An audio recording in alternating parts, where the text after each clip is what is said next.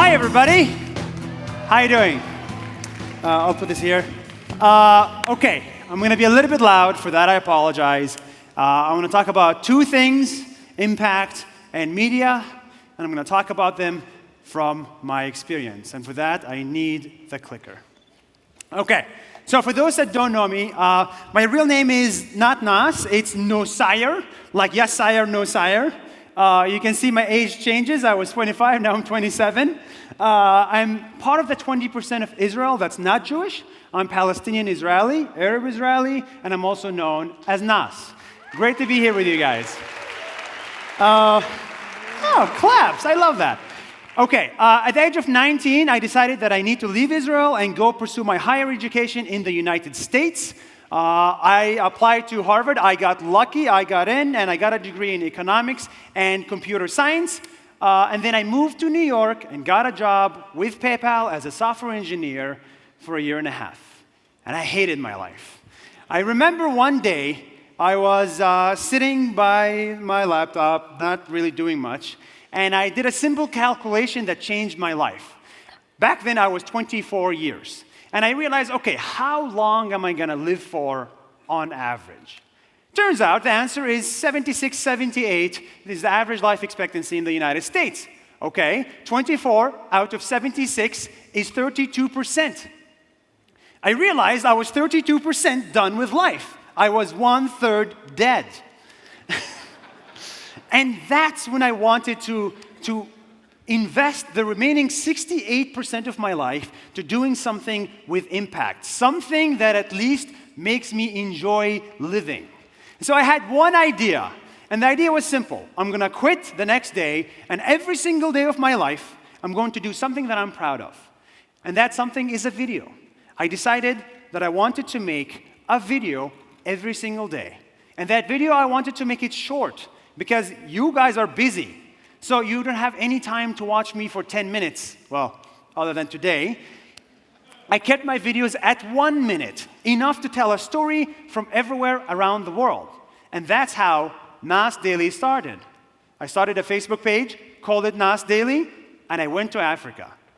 I'm going to give you an example of sort of the kind of videos I make for those that are unfamiliar with them, just to give you a small taste. This one comes from Singapore. What I'm about to show you will blow your mind just like it blew mine. See, I'm here with my girlfriend, vacationing on a nice island off the coast of Singapore. It's pretty, it's clean, it's nice.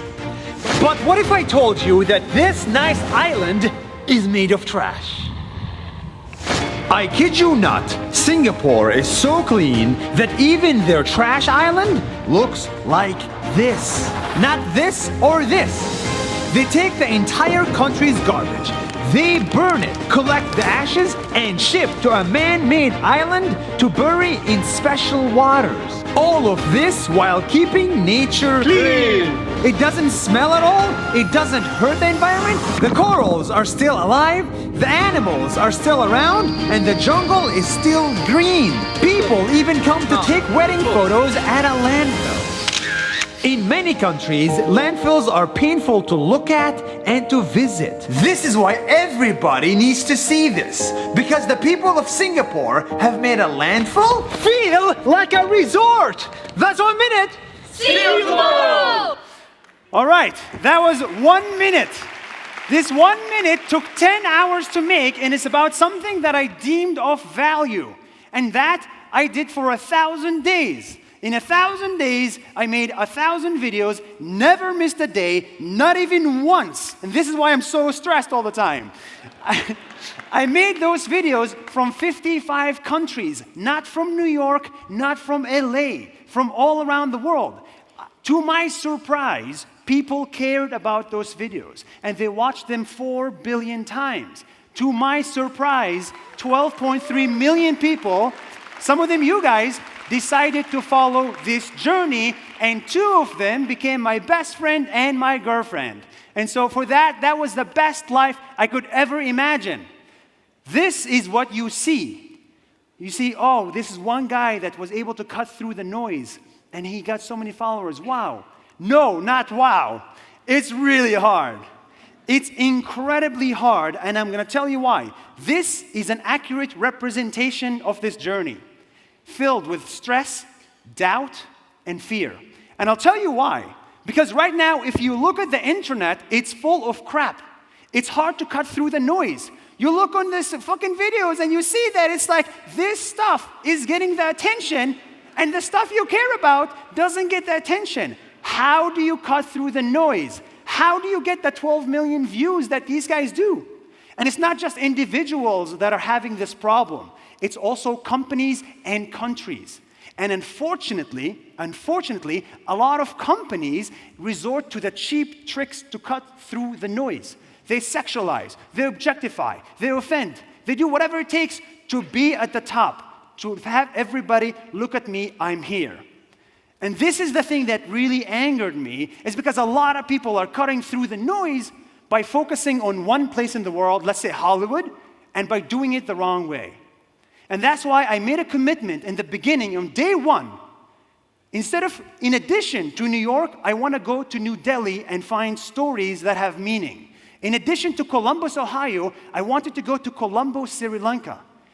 In addition to LA, USA, I wanted to go to LA, GUS, Lagos, Nigeria. And in these places, not in Los Angeles, in these places, I found the most amazing stories in the world. Like in Po, this kid literally, I kid you not, on the side of the street in the slums of South Africa, who built a robot entirely from trash with no resources or whatsoever. And I told myself, if the same talent existed in the United States, this guy would be at Google right now. But for now, he's not. In Manila, Philippines, I saw companies that are revolutionizing mobile payments using blockchain.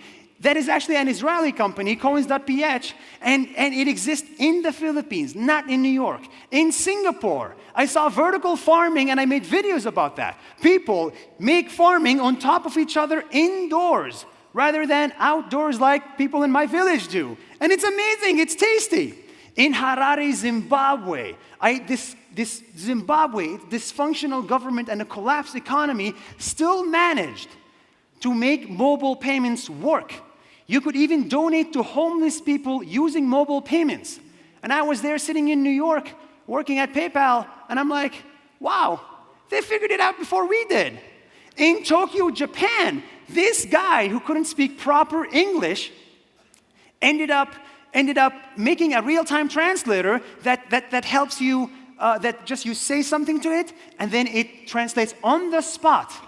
And after seeing all these incredible stories equally from all around the world, I was convinced that this is the future. This is the content that deserves to be seen. And to my surprise, and fortunately, this kind of stuff ended up getting more attention. It cut through the noise. The video I showed you about Singapore, that got not 12 million views, that got 100 million views. And I'm so glad that people care about this stuff.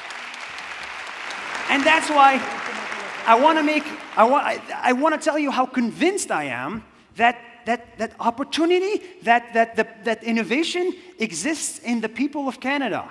It exists with the people of Malta. It exists with the people of Armenia. It exists with the people of Australia. It exists with the people of Peru. I am convinced that opportunity exists in my country, your country, and every country in the world, and it is our responsibility as creators to showcase this stuff, and your responsibility as investors to invest in this stuff. The things that actually make the world a better place. I want to end it here. Thank you guys so much. I'm glad that now, after the 1,000-day journey, I'm committed to making a company that tells the stories of countries, corporations, peoples, nonprofits. Instead of 1,000 videos, now we need to make 1 million more videos with thousands of employees rather than just one, because the world really needs to see how amazing the world is outside of the bubbles that we're accustomed to. Thank you guys so much for your time. I really appreciate it.